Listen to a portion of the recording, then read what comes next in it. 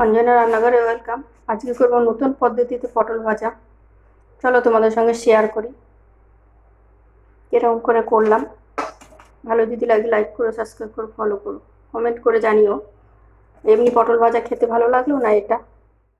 পটলগুলো আমরা এরকম করে কেটে নিচ্ছি, ভালো করে ধুয়ে পরিষ্কার করে তারপর কেটেছি এরকম।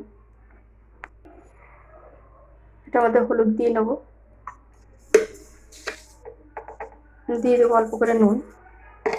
এগুলো মেখে আমি ধুয়ে দেবো কিছুক্ষণ, যার জন্য ভিতরে জানি নুন হলুদটা ভালো ঢোকে। নুন হলুদ দিয়ে এটা মেখে রেখে দিয়েছি। একটা বাটি নিচ্ছি, তার মধ্যে দিয়ে দেবো 2 চামচের মতন কর্নফ্লাওয়ার, একটু বেশি দিলাম, আর 2 চামচের মতন বেসন।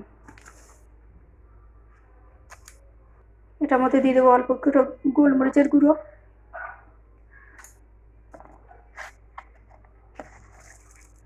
আর দিয়ে দেবো চিলি ফ্লেক্স অল্প করে। এখানে আমরা বেশি নুন দেবো না, যার জন্য পটলে আমাদের নুন দেওয়া আছে, নুনটা আমরা বেশি দেবো না। আর দিয়ে দেবো হালকা করে হলুদ। এটা আমরা মিশিয়ে নেব। আমরা এটার মধ্যে একটু কর্নফ্লাওয়ার গুলে নিয়েছিলাম, দিয়ে যেই পটলগুলো হলুদ মাখিয়েছিলাম ওগুলোকে আমি একটু তার মধ্যে চুবিয়ে চুবিয়ে তারপরে যে মিক্সার জারটা তৈরি করেছিলাম, মিক্সি পুরো করেছিলাম সব বেসন টেসন দিয়ে, এটার মধ্যে এরকম করে দিয়ে এটা ঝাড়া মেরে তেলের মধ্যে দিয়ে দিতে হবে। আমরা প্রত্যেকটাকে এরকম একই পদ্ধতিতে করবো সব কটাকে। দিয়ে ওটার থেকে দিয়ে সঙ্গে সঙ্গে এটাতে নিতে হবে, ওটাতে চুবিয়ে রাখলে হবে না, তাহলে ওটা বেশি জল ঢুকে গেলে পটলগুলো জলা জলা হয়ে যাবে। যার জন্য ওটাতে দিয়ে সঙ্গে সঙ্গে এটাতে দিয়ে ঝাড়া দিয়ে তেলের মধ্যে দিয়ে দেবো আমরা।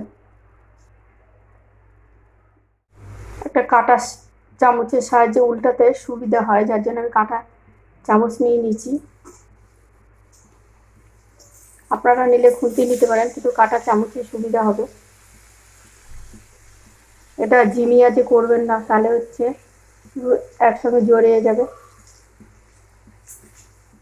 এগুলো উল্টে পাল্টে আমি ভালো করে ভেজে নিয়েছি, কিন্তু এখন ভাজলেও আর একবার ভাজতে হবে। এটা নামিয়ে আবার একটু ঠান্ডা করে আবার তেলে দিলে বেশি মচমচ হবে, যার জন্য আমি এখন তুলে নেব। আবার যে কটা ছিল আমি সে কটা আবার দিয়ে দিয়েছি।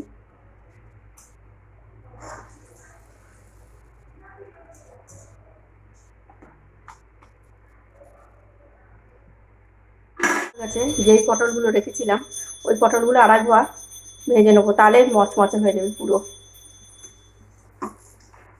সব পটলগুলো একবারে দিয়ে দেবো। আমরা উল্টে পাল্টে মচমচে করে ভেজে নেব।